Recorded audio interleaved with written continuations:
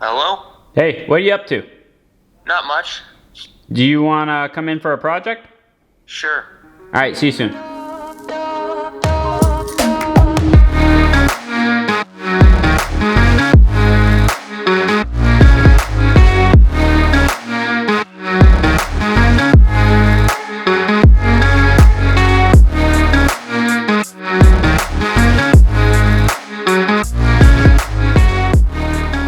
Hey, okay people, Sean Stewart here in the Organized Chaos Carpentry Shop. We are about getting down to the basics in the trades. Stuff tradespeople wish they knew before they got started, and just some stuff to help you around the home. This video was sponsored by Enterprise Brand. I'm here today with Mr. Blake. Blake is an OK student. He's not just OK, he's an Organized Chaos student. We've been working together since the very first week of Organized Chaos. He was one of the first students in our first week.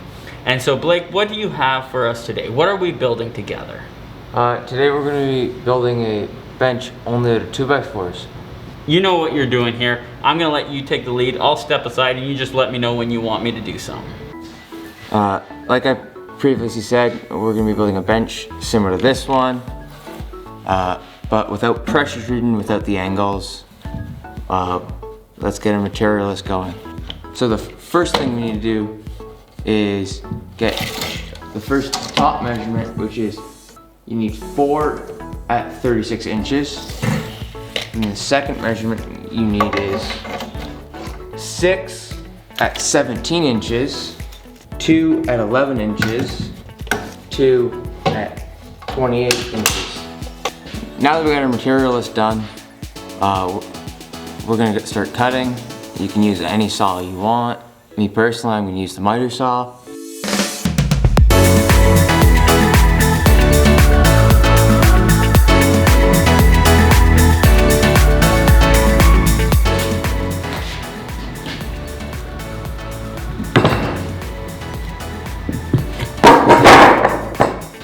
So now we're going to assemble the legs. You'll need the one piece at 11. Then 3, 17. That's the pieces you need.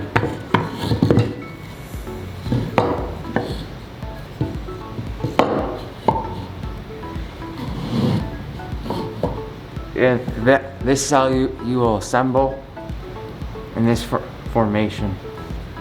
So the first thing you'll have to make sure before you start assembling is 1.5 inches in on both sides.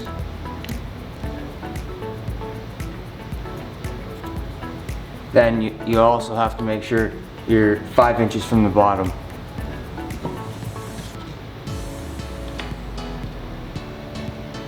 Then you can use your fastener of choice, nails or screws, and then you put a total of 2 screws on each side, where I marked right here, and right here, and right here.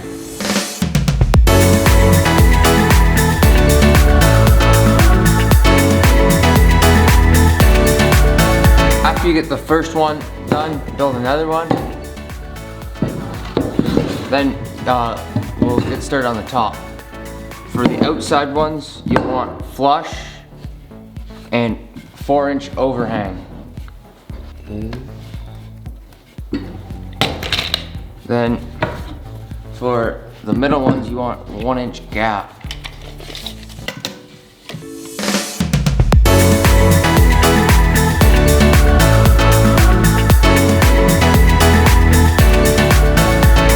Since we got the top done, now we're on to the final step of doing the supports.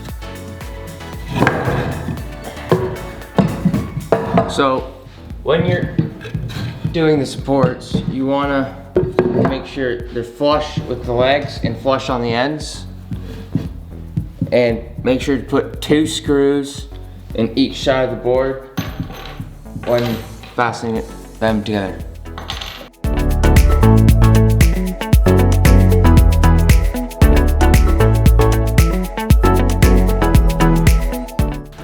So Blake and I ran into a little bit of an issue when we were building the bench. We noticed that when we were putting those top boards on, it was a little bit of a square. So we've got our 2-foot square out. But I think you'll be fine at home just eyeing it up, just lining it up, right? Would you say so? Yeah.